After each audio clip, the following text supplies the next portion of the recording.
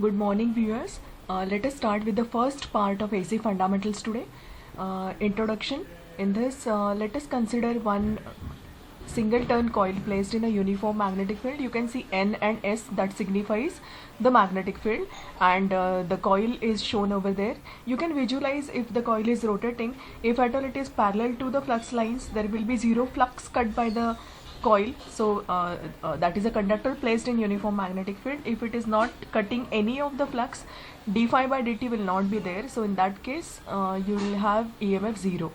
But when it is placed perpendicular to the flux lines, you can see there will be maximum d phi by dt, and there will be an induction of EMF as per Faraday's laws of electromagnetic induction, and that is why phi is written as phi m cos omega t. Okay, so if you substitute E is equal to minus n d phi by dt, you substitute phi as phi m cos omega t and differentiate, you can get minus n phi m differentiation of cos of omega t. Okay, so what is the differentiation of cos omega t? It is minus omega sin omega t. You can take that minus omega common outside and it will become n phi m omega sin omega t. Let us write this constant as em. So we get E is equal to em sin theta. Okay, similarly we can have I is equal to Im sin theta, V is equal to Vm sin theta. Okay, so when we are dealing with AC fundamentals, we have these equations as E is equal to Em sin theta, I is equal to Im sin theta, V is equal to Vm sin theta, like that. Okay, yes. Let us talk about few important terminologies that we'll be using frequently in case of AC fundamentals. The very first of it is what is waveform. Now what do you mean by a waveform? Basically it's a graph plotted between alternating quantity and time. To be more specific, theta or omega t. Okay, so x-axis is theta or omega t, you can see in this diagram. Okay, and on y-axis it's an alternating quantity. Okay, so this is the waveform, that is the graph plotted between an alternating quantity and theta or omega t. You can see over here theta and omega t, that means it is written as pi by 2, pi, 3 pi by 2 and 2 pi. Okay, so this is omega t. Second concept is what you call as time period. What is meant by time period is the time actually required for completing a one cycle for the alternating quantity. Okay, so you can see over here in this example what is the time taken for completing one cycle. So this is this time. Okay, so this is equal to time period T, capital T. Okay, next is what is called as frequency. As you all know, frequency is reciprocal of the time period. Frequency is either written in cycles per second or it is written as hertz. Of course, 1 cycle per second is equal to 1 hertz. Okay, in India the distribution side voltage is 230 volts, single phase of course I am talking about, and frequency is 50 hertz. In America the distribution side voltage is 110 volts and frequency is 60 hertz. Now let us move ahead for what you call as instantaneous value. Now what is meant by instantaneous value is throughout that cycle, at any instant whatever is the value of that alternating quantity is what is called as instantaneous value. Okay, so it is the value of alternating quantity at any instant in a cycle. You can see this is clear in this diagram. You can see over here I1, I2, I3 up to In. These are all instantaneous values. Okay, so at this instant this is I1, at this instant it is I2, at this instant it is I3, and so on. Okay, so these are the instantaneous values and these are varying. Okay, because we are talking about AC, alternating current, isn't it? Yes. The next value is what is called as average value. Now if you just see the alternating cycle, you can see positive half is equal to negative half. So if at all the average value is calculated for a whole cycle, that value comes out to be 0, isn't it? So normally when average values are found out for AC values, sinusoidal values I mean to say, in that case this value is always calculated for half a cycle. Okay, so because if you calculate it for a whole cycle, it has to be 0. So we normally calculate it for half a cycle. Okay, so you can see over here in this diagram, we'll be calculating it for only half cycle. That means we'll be just calculating it up to pi. Okay, how do you calculate it? I average will be equal to I1 plus I2 plus I3, all these values up to pi divided by the number of values is equal to, it is twice of maximum value upon pi. Okay, so for standard AC, average value will be equal to twice of maximum value upon pi. The next is what is called as peak value. It is also called as maximum or crest value. Okay, so this happens twice in a cycle. Once it is positive maximum and the another it is negative maximum. Okay, so at 90 degrees you can see over here it is positive maximum, and at 3 pi by 2 you can see it is negative maximum. Okay, and since these two values are constant values for a quantity, normally these values are written as capital letters. Okay, so when you write it, of course I'll just go back to the equation we had dealt with on the first page.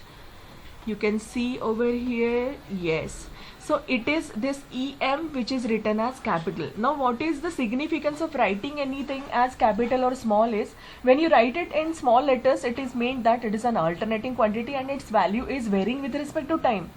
Okay, now when I say capital, that means it is a constant value, so you can write it in capitals. Okay, so that is why over here the left hand side is in small letters. You can see E, small e. EM is in capital letters and then it is sine theta. Okay, so this capital and this is small. Okay, so time varying thing is written in small letters and the constant value is written in capitals. Okay, yes. So we were talking about crest value. So let us go back to crest value again. So average value, then it was, yes, it was peak value. Okay, so you can see these values, maximum values as this one as positive maximum and this one as negative maximum. Okay, the last comes is what is called as RMS value. RMS value is the one which we normally deal with. For example, on any electrical appliance nameplate, when you see any voltage or any current written over there, for example 230 volts written over there, means it's an RMS value.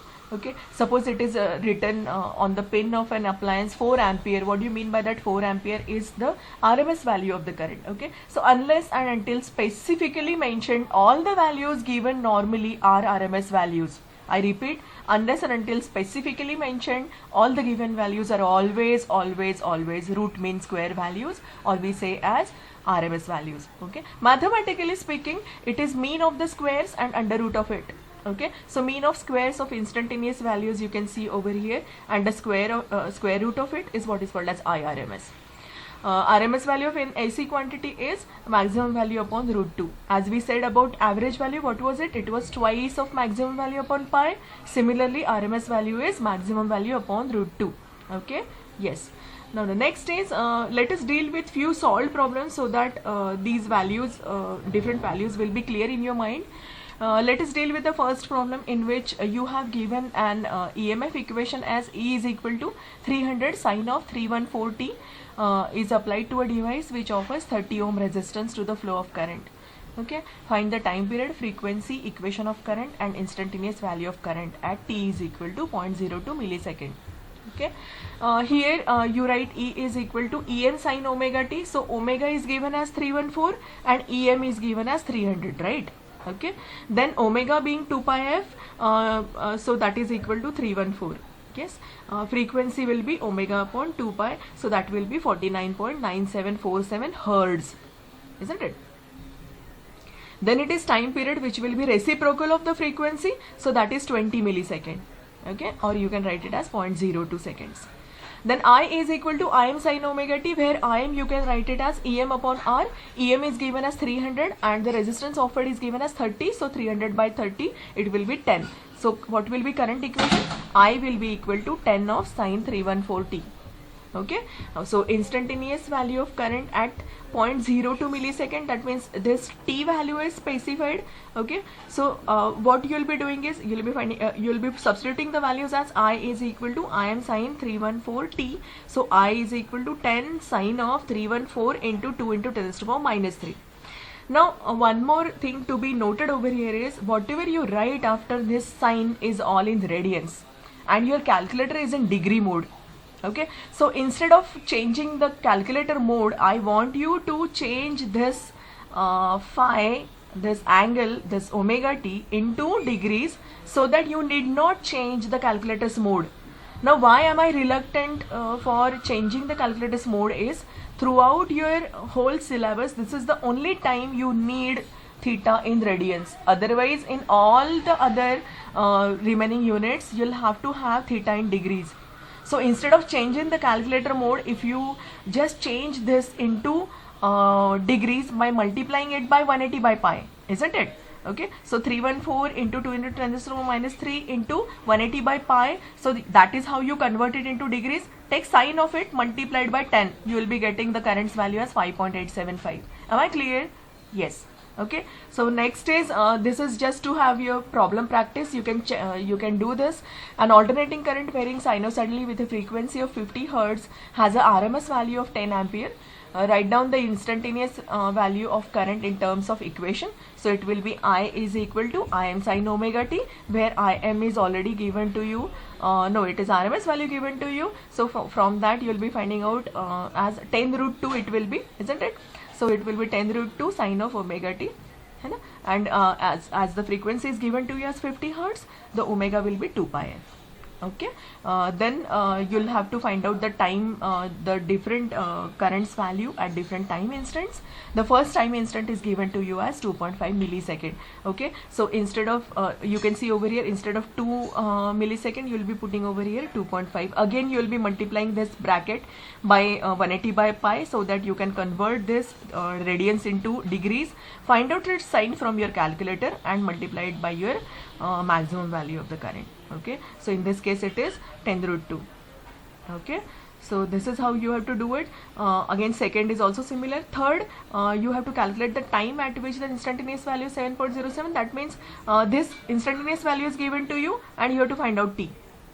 Okay, so I hope this is very clear in your mind. Okay, let us see you in the next part, that is, we'll be dealing with what is a phasor. Okay, thanks for watching.